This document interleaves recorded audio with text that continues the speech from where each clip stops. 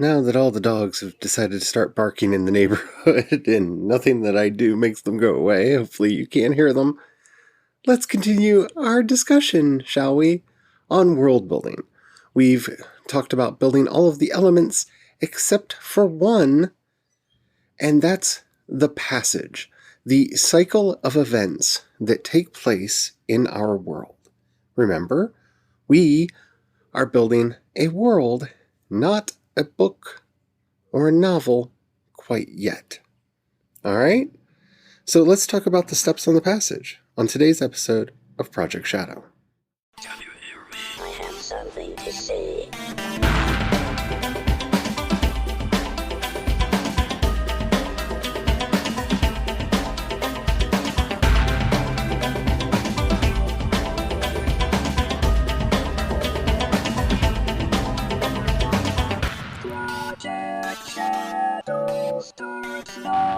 Hello, everyone. How are you doing today? My name's C.E. Dorset. You might know me as the podcaster, Charlie. I said that backwards today. I'm going to get through this episode. I am going to get through this episode. Come hell or high water, I'm going to get through this episode. Okay, so just some things. If I sound flustered, it's because I've been trying to record this all day. And today is the day that I want to say cabin fever has started getting to my neighbors, but we're still not in there's not a shelter in place order for our state yet. And most non-essential businesses are closed, so a lot of people are home and all the kids are home. And today was the day where just everything decided to go crazy. I had one neighbor burning what I'm hoping was plastic in their backyard today because it smelled like plastic. I don't know if you can hear that. Somebody got themselves a new motorcycle and are doing things with that. All of the dogs are barking in the street. There's been mowing, and there's just every time I sit down to record, like I wait and everything's quiet. I'm like, okay, now's the time. And then all the crazy sounds just like immediately start back up again. And it's been this cat and mouse game that I've been playing all day. And on top of it, my cats are chasing a fly that got into the house. And they haven't caught it yet, but they've knocked just about everything over that they could possibly knock over in their attempts to get the fly. It's been insanity. And I'm alone. I'm sitting alone in this house, and it's just been crazy all day. Alrighty. So, I apologize for sounding flustered. I just thought I should give you a little bit of backstory from my life so you understand why I sound like this. Everything is fine. My nerves, on the other hand, are so frayed I don't think they're load-bearing anymore. So, yay. We shall get through. We shall get through. Alrighty, so back to world building. Let's just go. Okay, so we've built our model. And that's what we're going to be referring to everything that we've done up until this point. It is the model. We've started assigning archetypes. We have drawn a circle around the entity being transformed. We know the scourge, the cause of the problem, the holdfast. We know the hero, the marvelous element. We know all of the things that are going to get us here, there, and yonder. Now, this is one of those points where I can't stress this enough. If you really want to follow this method to the T, you need to get yourself a copy of John Bonnet, B-O-N-N-E-T, his book, Stealing Fire from the Gods, because I'm going to do a brief overview today of the steps of the passage, and Monday, I'm going to talk about the story focus. There's a lot of detail I am not going to be able to cover in this in this podcast series, mainly because we have so much we haven't even gotten to yet. We haven't talked about building civilizations or building cultures or building mythologies yet. Yeah, there's more.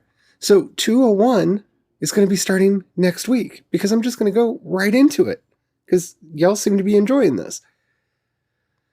So let's talk about the steps of the passage. The easiest way to conceive of this is that the steps of the passage are the hero's journey, except slightly modified. And they've been modified in two very important ways. One, they've been broken up into kind of epochs and eras where major events will happen that will cause change, that will then cause the next stage to happen. And half of this has been modified to basically be the creation of the holdfast. So what we're actually creating here is the history of the world, not the history of our book. Because our book, when we talk about story focus, will take a portion of this story that we're coming up with. And remember, you don't have to get everything. You don't have to get everything. The whole purpose of this process is to be iterative. Get what you can get this pass through, then build on it, and build on it, and build on it until you have the world that you're looking for. All right? So we're going to start on the downside of the passage. This is how everything went from a kind of okay place to the state of misfortune. And then we're going to do the upside of the passage, which is how things go from the state of misfortune to the marvelous element, and then back again. And you can repeat this cycle as many times as you need. You could use this for each of the major wars in your setting. You could use this for the rise and fall of great civilizations in your setting. You can use this method for a lot of things. It works very, very, very well. So, in the downside of the passage, everything is broken up into three major, I'm going to call them epochs. Why? Because I like saying epochs. Because that's not how you pronounce it. I don't like pronouncing it that way anyway. So, that's how I'm going to say it. And they're very big picture moments. So, on the downside, we have how the hero becomes the holdfast, how the anti-hero regresses, how the anti-hero becomes a tyrant, and how the anti-hero is rewarded. On the upside of the passage, we have four major epochs again. We have how the hero gets involved in the passage. We have how the hero is initiated, how the hero is humbled, and how the hero is rewarded. And back and forth and back and forth and back and forth we go. Okay? Now, most of these steps are essentially the same, though they are reversed. So, when we're talking about how our holdfast, how our hero becomes a holdfast, instead of a call to action, we have a fall from grace. We have the various commitments that they have to make, their plans and preparations. All of those early elements are all in here. Because remember, unless you're writing for a very young audience, your villain doesn't see themselves as a villain. This is, in all world building, probably the most important step. And it's the one that always gets skipped. It's the one that always gets skipped. Because it's easier just to go, my Dark Lord is a Dark Lord. What more do I need to know? You know, Voldemort had a bad childhood, but that still doesn't explain how he became the Dark Lord. Harry had a bad childhood. He didn't become the Dark Lord. And we can tease out the differences, but let's be honest, Rowling didn't. That wasn't the primary concern for her. One person is selfish, the other person is selfless. That inherent identity, which is a thing that she ardently believes in, unfortunately, is what makes the difference between Voldemort and Harry. And even with all of Dumbledore's protestations that, with love, Voldemort could have been saved, let's be honest. According to her personal philosophy, a person is who they are born to be, and that's all they can ever be in life. Not that I'm bitter. So, you need to think about your fall from grace. You need to think about what it is that they think they're doing that is good. And a lot of people are going to get really mad at me for this. A lot of people are, because anytime I mention the prequels, people get unhappy. But watching the fall of Anakin Skywalker really shows this. He doesn't become a Dark Lord because, ooh, evil's fun. He desperately wants to save his wife and child. He's so desperate that he will do anything, including give himself over to the dark side. He has a reason. That's how he falls from grace. Yeah, he has anger management issues. Yeah, he's got a bit of a dark side himself that prepare him for that. But all in all, he has a reason. Palpatine, we don't know. He might have a reason, he might not have a reason. He finally has a first name, and it's Sheev, and okay, that's fine. But we don't know his reason. And see, the thing is, even if we did, then we'd have to start asking about Darth Plagueis. What was his reason? What made him fall from grace? And this is where you can do this endlessly back and endlessly forward. You can just keep repeating this cycle over and over and over again. But don't. Try to focus as closely as you can to what will be most important to the narrative you're wanting to tell. But you need to figure this all out, because even if it doesn't show up in your story proper, it will inform the actions your characters take and make their actions more believable.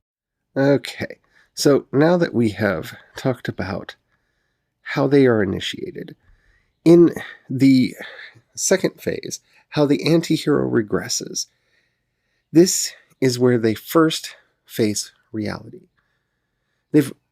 Something challenges them. And this is true for our hero and for our anti-hero. Something challenges them. They, for the first time, have to face the world as it is. If you're using the classic hero's journey that Joseph Campbell came up with, this is crossing the first threshold. This doesn't happen until phase 2. Everything prior to that is phase 1. It's what sets the character up to either fall from grace or rise as a hero. So everything up to that point, phase 1. Okay? Phase 2 starts right here at the crossing of the threshold. Something happens where they have to face reality. They are tempted, they are tried. Our hero doesn't always completely succeed in all of their trials. They don't, but, and this is very important, they don't completely fall in their trials. Our anti-hero might actually succeed in their trials, but never quite completely. There's always something there that taints it, or that prevents it from being a perfectly clean victory, thus continuing them on their path either down or up, depending on the side of the cycle that they're on. This side of the hero's journey will take us from the crossing the first threshold all the way through to the final battle. All the way through. So everything that happens in there happens here. Okay? And then it kind of sort of half repeats. And this is the thing that gets changed in the Stealing Fire from the Gods method. When we get into part 3, which is how the anti-hero becomes the tyrant, or how the hero is humbled, this is actually the midpoint. Our hero has met the goddess. Our hero has gone through everything that they need to go through, but something happens and everything comes flooding back. All the bad stuff starts rising again. This, and by bad stuff, I mean whatever it is that is going to thwart their plans, whatever it is that's going to prevent them from completing their masterwork of either becoming our new Dark Lord, our new Holdfast, or becoming our new hero. And in this stage, we have the hero or the anti-hero have to face the state of misfortune, either creating it or destroying it. See, they've already assimilated the powers. This is actually the beginning of the return, if you're using your Joseph Campbell version of the model. They're trying to come back. This is the return threshold. But now they have to face the actual problem, the state of misfortune, and either bring it on or destroy it. And this phase ends with their symbolic death, whatever that may be.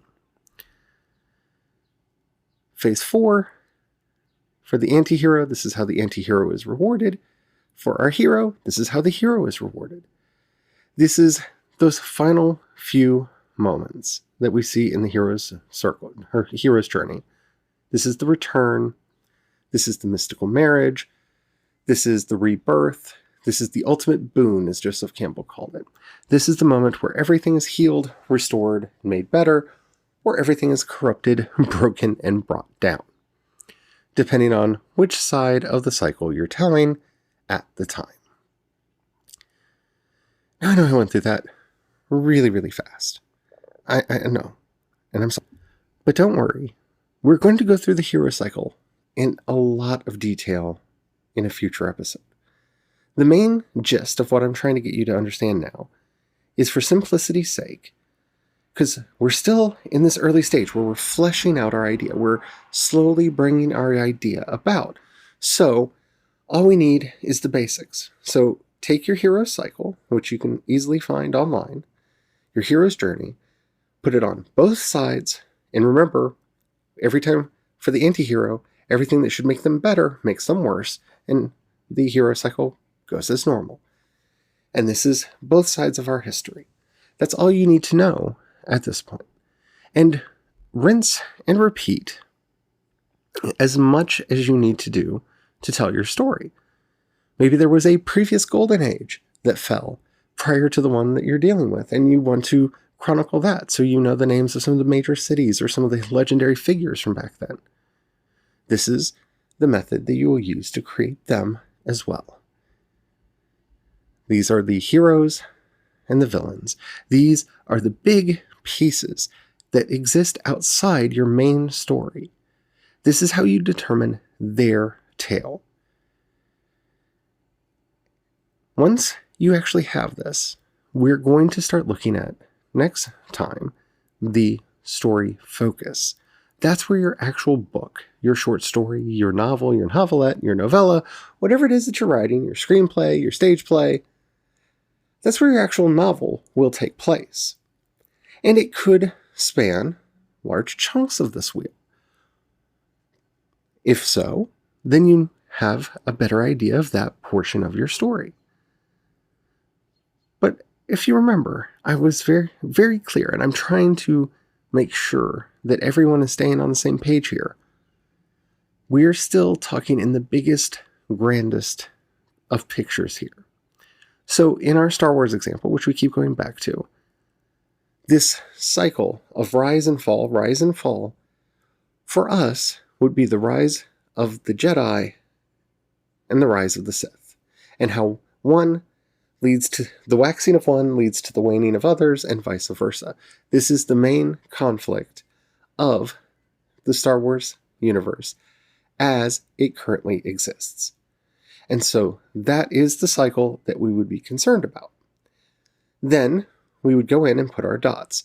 So the 9 dots of the Skywalker saga would then take place 3 on the fall side, and then the other 6 on the rise?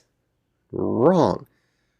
Then we would have 3 on the rise, and then we have a new cycle get started, and we kind of skip all the way down to the bottom. We skip, because there's that big gap between the Return of the Jedi and The Force Awakens. That's where that fall happens. That's where we figure out Snoke and the First Order and all of that. That all happens in that gap period. The Force Awakens is actually the first dot in our hero cycle going back up. And if you want to know why those movies had a lot of issues with them, when they were doing their world building, they didn't build the fall for that second cycle. And so they didn't have answers for the rising cycle. And it ended the way that it did. I mean, you can really see it in the world building here. And the main problem with those is not even that they had different writers, that they had different directors, different visions being brought in on each film.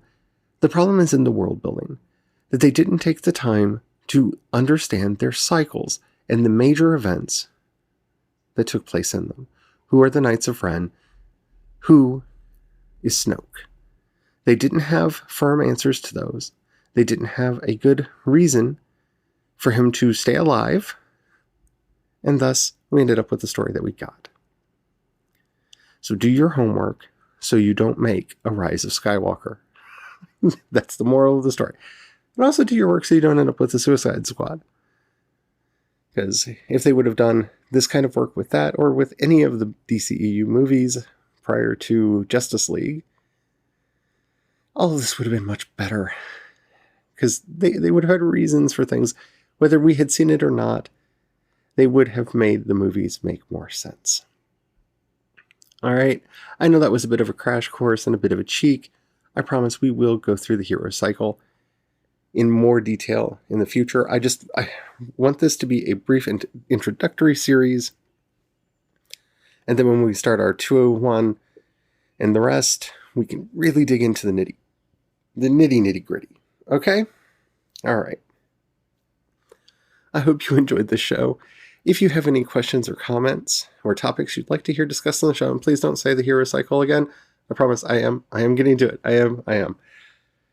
Down in the show notes, you'll find a link to the voice message system. Keep it short, keep it clean so I can use it on the show. I would love to hear from you. You can also hit me up on Twitter and Instagram. I am C. Dorset on both. And you can find links to everything that I do over at projectshadow.com. If you've got $1 you can pass my way, in the show notes you'll find a link for both my Patreon and community support. Thank you to everyone who helps out. It means the world, especially now. If you don't have any money right now or you don't feel like giving, that's perfectly all right. I really understand that, especially now. But if you know anybody you think would like any of the work I do, please share it with them. That helps out more than you know. Alrighty, well that's it for us today. I hope everything's going well for you where you are. Stay safe, stay well, and don't forget to have the fun. Bye.